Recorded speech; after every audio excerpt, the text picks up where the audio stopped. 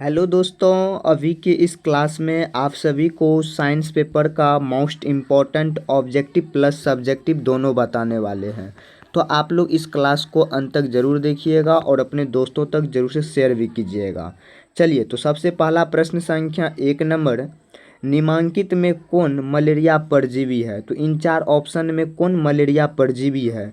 तो option number ए आ जाएगा Plasmodium जो है ये आपका मलेरिया परजीवी है। तो option number A right answer आ जाएगा।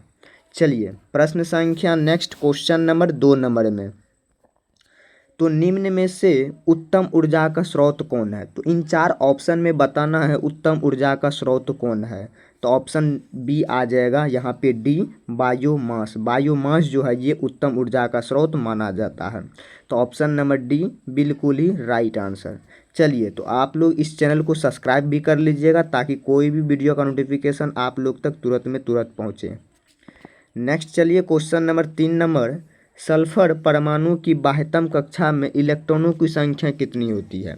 ऐसे सल्फर होते हैं, ठीक ना, इसकी जो परमाणु की संख्या होगी बाह्यतम कक्षा में कितनी होगी? तो ऑप्शन नंबर यहाँ पे 6 आ जाएगा। क्या आ जाएगा? 6।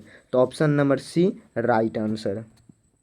नेक्स्ट नंबर चलते हैं प्रश्न संख्या 4 नंबर में, मानव हृदय में कोष्ठों की संख्या कितनी होती है? तो मानव के जो हृदय है, हार्ट है, उसमें कोष्ठ की संख्या कितनी होती है?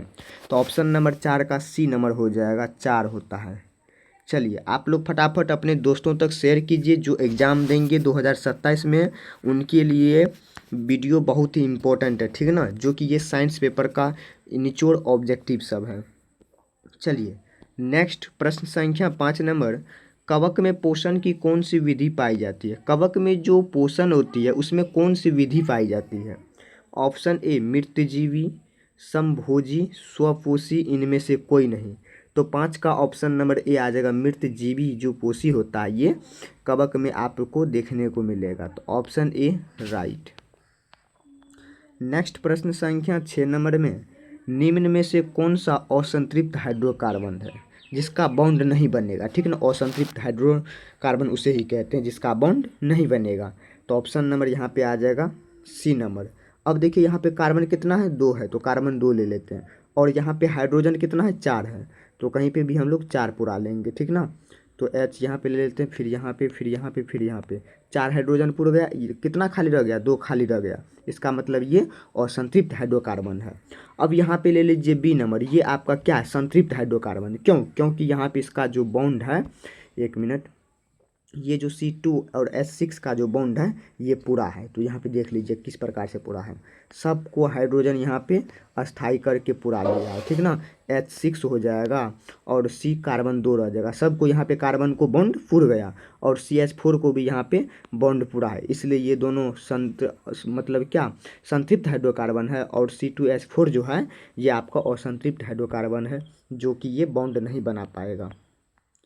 चलिए, नेक्स्ट प्रश्न संख्या 7 नंबर में, निम्न में से किस लेंस की फोकस दूरी धनात्मक होती है? इन 4 ऑप्शन में देख रहे हैं आप लोग लेंस, ठीक ना। इन लेंस में आपको बताना है किसकी फोकस दूरी जो होती है धनात्मक होती है, ठीक ना। तो ऑप्शन नंबर 7 का बी नंबर हो जाएगा उत्तल लेंस। उत्तल लेंस जो होता है ये आपका क्या हो जाएगा? दूरी धनात्मक वाला लेंस हो जाएगा। तो option number B right. Next number देखिए, प्रश्न संख्या 8 नंबर में, किस लेंस का उपयोग कर दृष्टि दोष को असंशोषित किया जाता है? तो असंशोषित किस लेंस को किया जाएगा? तो ऑप्शन नंबर बी आ जाएगा, उत्तल लेंस को किया जाएगा। तो option number B right. Next number चलते हैं प्रश्न संख्या 9 नंबर में। चलिए, अभी तक भी आप लोग चैनल को सब्सक्राइब नहीं किए होंगे तो ज़रूर से कीजिएगा, ठीक ना, ताकि कोई भी इम्पोर्टेंट नोटिफिकेशन जो होगा वो आप लोग तक पहुँचेगा। चलिए, प्रश्न संख्या 9 नंबर, एल्युमिनियम पर मोटी ऑक्साइड की परत बनाने की प्रक्रिया को क्या कहते हैं? एक एल्युमिनियम ले लीजिए, उस पर हम लोग क्या करेंगे? मोटी परत को जमा करने के लिए कौन सा प्रक्रिया को अपनाया जाएगा? तो ऑप्शन नंबर 9 का बी नंबर हो जाएगा एनोडीकरण।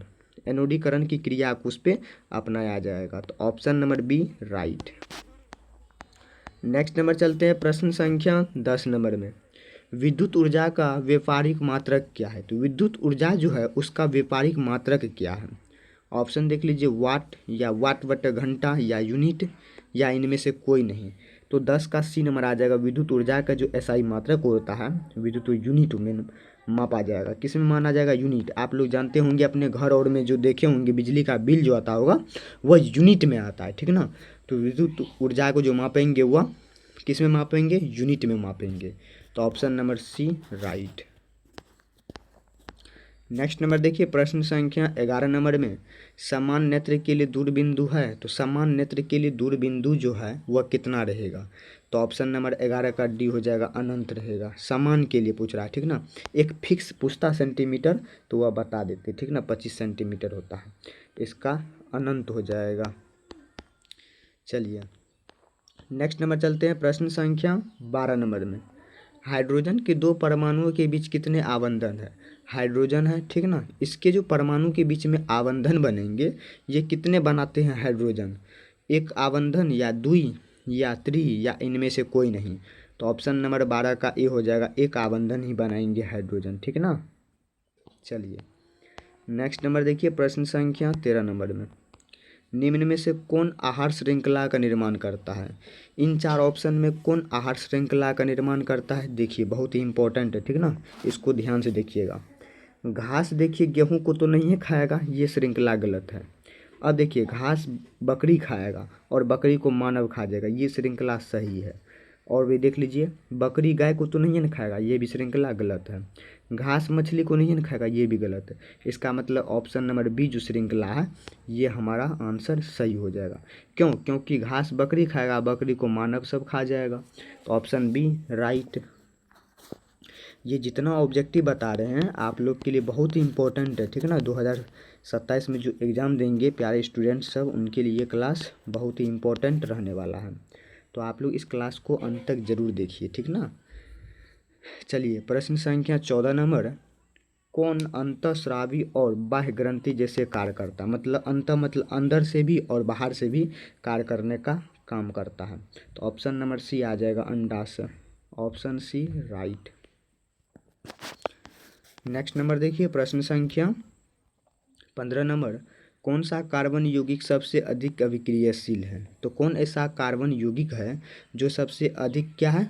तो अभिक्रियाशील है। तो यहाँ पे देखिए 15 का सी नंबर आ जाएगा, C2H4। ये अभिक्रियाशील है, ठीक है ना, इसका भी बॉन्ड नहीं पड़ेगा, ये असंतृप्त हाइड्रोकार्बन कहलाएगा।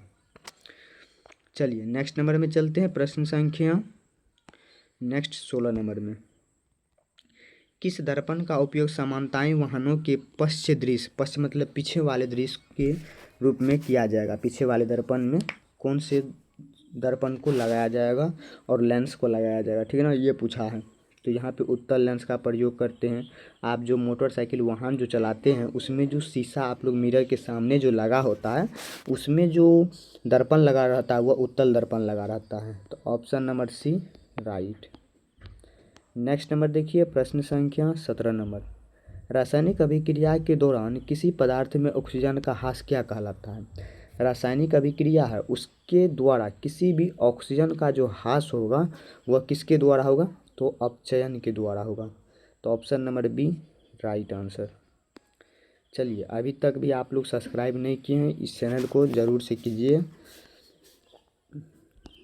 नेक्स्ट 18 नंबर, कौन सी गैस वैश्विक ऊष्मा के लिए उत्तरदायी है? कौन ऐसा गैस है जो वैश्विक ऊष्मा के लिए उत्तरदायी होता है? तो कार्बन डाइऑक्साइड का नाम सुने होंगे, ठीक ना। Option A right. और CO2 होता है कार्बन डाइऑक्साइड का फार्मूला। चलिए नेक्स्ट 19 नंबर प्रश्न, पित्त रस कहाँ से स्रावित होता है? पित्त रस जो हो वह कहाँ से स्रावित होता है? ऑप्शन ए अग्नाशय से स्रावित होता है। तो ऑप्शन ए राइट आंसर। चलिए नेक्स्ट प्रश्न संख्या 20 नंबर, कौन सा अभिलक्षण वंशागत नहीं है? तो कौन ऐसा अभिलक्षण है जो वंशागत नहीं है? तो यहाँ पे देखिए बाल की प्रकृति जो है ये वंशागत का लक्षण नहीं है। तो option number D right. Next प्रश्न संख्या 21 नंबर, आधुनिक आवर्त सारणी में समूह की संख्या कितनी होती है? आधुनिक आवर्त सारणी जो है इसमें समूह की संख्या बताना है। तो इसमें समूह की संख्या 18 हो जाएगा, ठीक है ना। कितना हो जाएगा? 18 हो जाएगा। तो ऑप्शन नंबर डी राइट। प्रश्न संख्या 22 नंबर, ग्लूकोज के एक अणु में ऑक्सीजन के कितने परमाणु होते हैं? तो ग्लूकोज के एक अणु में ऑक्सीजन की आप लोग को परमाणु संख्या बताना है, ठीक ना। तो ऑप्शन नंबर आ जाएगा 6। कितना आ जाएगा? 6। तो ऑप्शन बी राइट। चलिए नेक्स्ट नंबर में चलते हैं। 23 नंबर प्रश्न, शुद्ध जल का पीएच मान कितना होता है? शुद्ध जल जो होता है उसका पीएच मान बताना है। तो 7 होता है शुद्ध जल का पीएच मान, ये बहुत ही इंपॉर्टेंट है, ठीक ना। चलिए 24 नंबर प्रश्न, किस वर्ण, वर्ण मतलब रंग, का तरंगदैर्घ्य सबसे बड़ा होता है? तरंगदैर्घ्य सबसे बड़ा लाल रंग का ही होता है। आप लोग लाल रंग कहीं पे भी छोटा में भी दिखाई देगा तो वह लाल ही रंग दिखाई देगा, ठीक ना। चलिए 25 नंबर क्वेश्चन, फ्लेमिंग के वाम हस्त नियम के बाएं हाथ की तर्जनी संकेत करती है किसको? तो चुंबकीय क्षेत्र की दिशा को। 26 नंबर प्रश्न, निम्न में कौन सा यौगिक ईंधन के रूप में इस्तेमाल किए जाते हैं? तो एथेनॉल, एथेनॉल ईंधन के रूप में इस्तेमाल किए जाएंगे। चलिए 27 नंबर प्रश्न, कौन सा पदार्थ लाल लिटमस पत्र को नीला कर देता है? क्षार पदार्थ है। क्षार पदार्थ जो है वह लाल लिटमस पत्र को नीला कर देता है। चलिए 28 नंबर, नए कार्तीय चिन्ह परिपाटी के अनुसार दर्पण के सामने रखे गए बीम की बीम दूरी ली जाती है तो ऋणात्मक की ली जाती है। तो option B right. 29 number question, खाद्य पदार्थ के डिब्बों पर जिंक के बजाय टिन का लेप होता है, क्यों? क्योंकि उस पर टिन की अपेक्षा जिंक से अधिक अभिक्रियाशील होता है, इसलिए, ताकि कोई गड़बड़ी ना हो, ठीक ना। 30 नंबर क्वेश्चन, निम्न में से कौन सा अंग संवेदग्राही नहीं है? तो कौन अंग जो है वह संवेदग्राही नहीं है? वह हमारा मस्तिष्क दिमाग है, ठीक ना। तो ऑप्शन नंबर डी राइट। तो अभी की इस क्लास और इस वीडियो में आप लोग को साइंस पेपर जो कि विज्ञान का है, ठीक ना, इम्पोर्टेंट ऑब्जेक्टिव सब बताया गया। ये ऑब्जेक्टिव अगर आप लोग देख लेते हैं अंत तक तो आप लोग का इम्पोर्टेंट ऑब्जेक्टिव क्लियर हो जाएगा। चलिए मिलते हैं नेक्स्ट क्लास में नेक्स्ट टॉपिक के साथ।